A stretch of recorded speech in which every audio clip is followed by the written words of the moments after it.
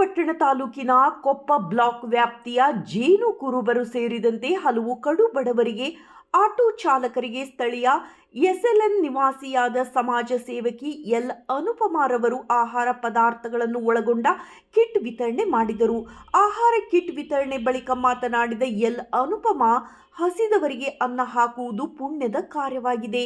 ಸರ್ಕಾರದಿಂದ ಸಾಕಷ್ಟು ಸೌಲಭ್ಯಗಳನ್ನು ಜನಸಾಮಾನ್ಯರಿಗೆ, ಬಡವರಿಗೆ ಸರಿಯಾದ ಸಮಯದಲ್ಲಿ ತಲುಪದೇ ಇರುವುದು ಬೇಸರದ ಸಂಗತಿ.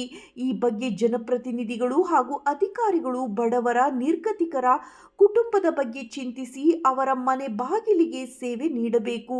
ಕೊಪ್ಪ ಭಾಗದ ಜನರ, ಬಡವರ ಅನುಕೂಲಕ್ಕಾಗಿ ನಾನು ವೈಯಕ್ತಿಕವಾಗಿ ಸಾಕಷ್ಟು ಕೆಲಸ ಮಾಡಲು ಮುಂದಾದಾಗ ಸಾಕಷ್ಟು ಅಡಚಣೆ ಮಾಡಿದ್ದಾರೆ.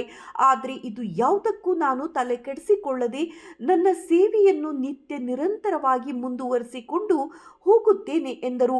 ಅನುಪಮಾರವರು ಬಡವರು, ಬಡ ಮಕ್ಕಳ ಪರ ಸಾಕಷ್ಟು ವೈಯಕ್ತಿಕವಾಗಿ ಕೆಲಸ ಮಾಡಿಕೊಂಡು ಬರುತ್ತಿದ್ದಾರೆ.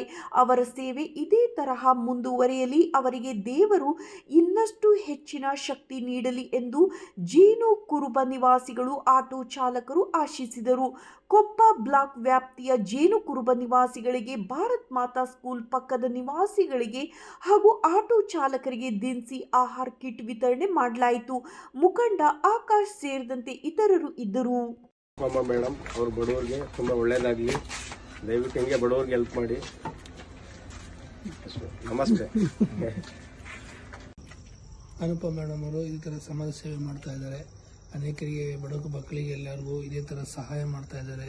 ಇನ್ನು ಹೆಚ್ಚಾದ ರೀತಿಯಲ್ಲಿ ಅವರು ಇದೇ ಥರ ಅನೇಕ ಮಕ್ಕಳಿಗೆ, ಅನೇಕ ಬಡ ಮಕ್ಕಳಿಗೆ ಇದೇ ಥರ ಅವರು ಹೆಚ್ಚಾದ ರೀತಿಯಲ್ಲಿ ಅನೇಕ ಬಡ ಮಕ್ಕಳಿಗೆ ಸಹಾಯ ಮಾಡಲಿ ಎಂಬುದಾಗಿ